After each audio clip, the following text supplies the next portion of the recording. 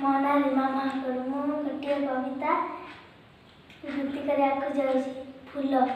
ମୋ ବାସ ଗଛରେ ଲଟା ବୁଦାରେ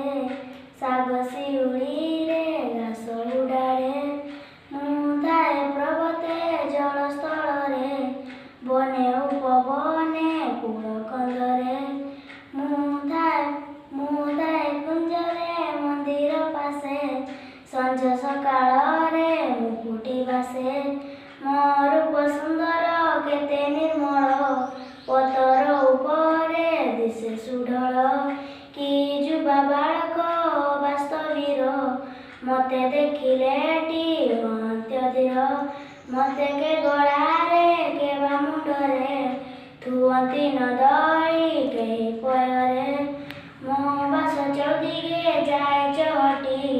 ପବନ ମହକି ଥାଏ ଯାଆନ୍ତି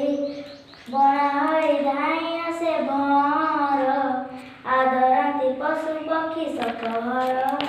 ମୋ କାନ୍ତି ଦେଖିଲେ ଯୋଗୀଙ୍କ ଶାନ୍ତି ମୋ ଦେହ ଦେବତା ସେ ଦେଖୁଥାନ୍ତି ପୂଜା ଲାଗି ମୁଇଁ ଯାଏ